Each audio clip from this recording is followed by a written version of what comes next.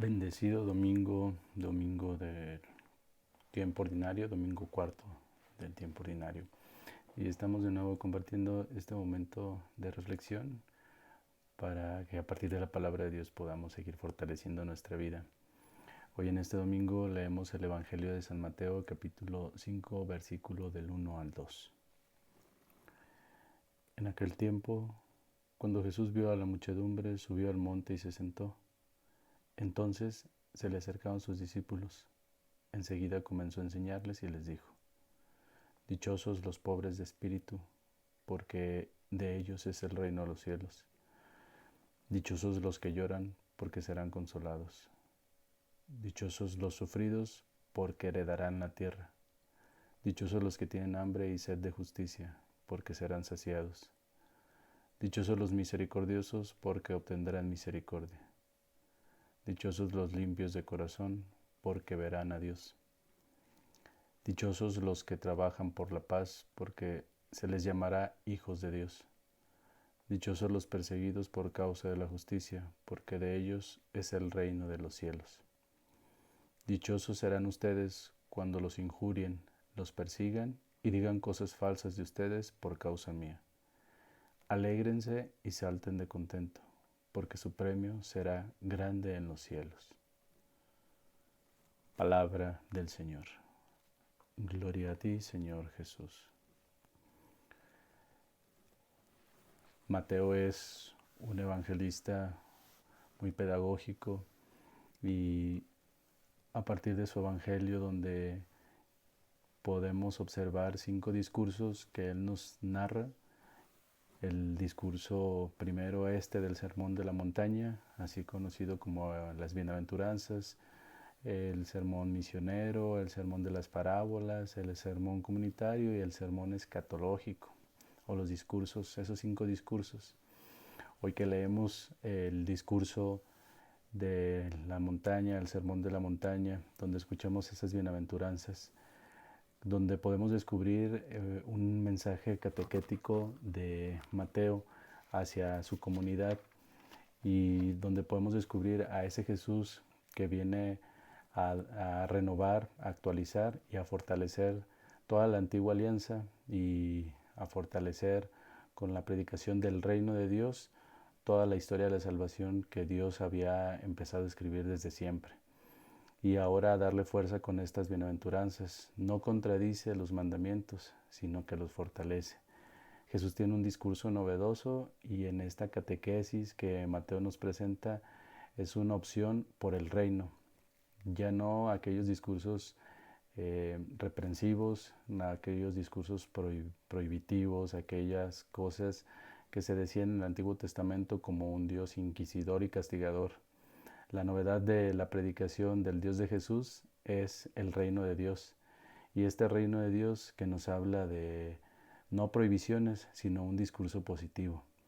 Son 8 bienaventuranzas las que el Evangelio de Mateo nos nombra hoy.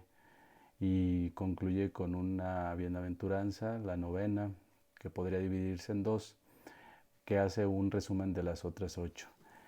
¿Quién de nosotros no tiene una vida con altibajos, no tiene una vida también con buenas y malas? ¿Quién de nosotros no sufre lo que nos dicen las bienaventuranzas? Pobreza de espíritu, lloramos, sufrimos, tenemos hambre, tenemos también necesidad de misericordia, tenemos necesidad de la pureza en nuestro corazón, el trabajar por la paz, el ser criticados.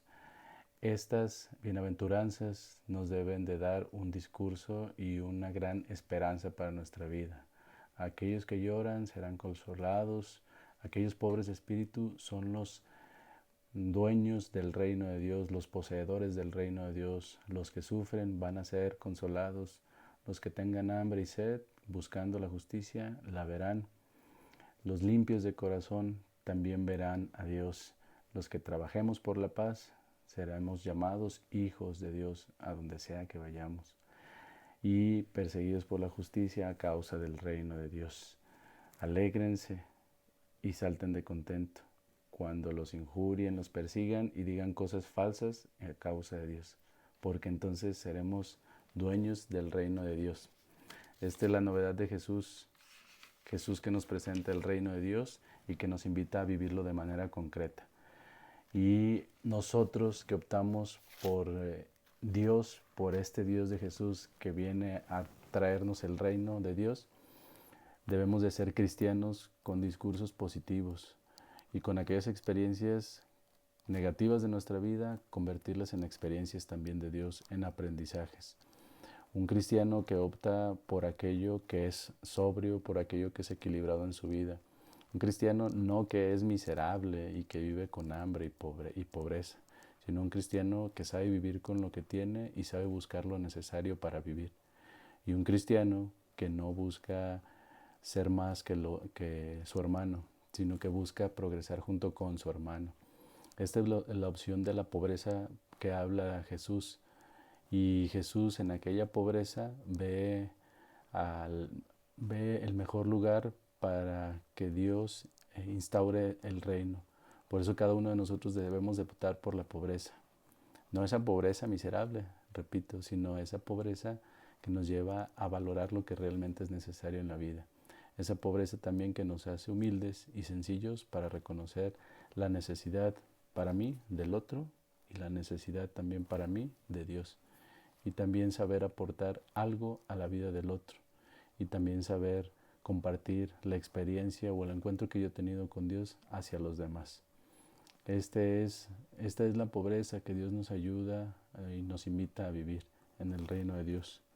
Que seamos cristianos no apáticos y negativos, sino propositivos y positivos también. Y que optemos por una sobriedad. Recuerdo muchas palabras, muchas frases del Papa Francisco y en un documento, Querida Amazonía, que hablaba mucho sobre la sobriedad de vida, que los pueblos indígenas nos invitan y nos dan testimonio de eso. Pues que cada uno de nosotros podamos vivir en esta pobreza y buscando también las bienaventuranzas para instaurar el reino de Dios, que como cristianos hemos optado por lo pobre, por lo marginado, que es ahí donde se hace más presente el reino de Dios. Un abrazo fuerte desde la Prelatura del Nayar. Que el Señor los bendiga en el nombre del Padre, y del Hijo, y del Espíritu Santo. Amén.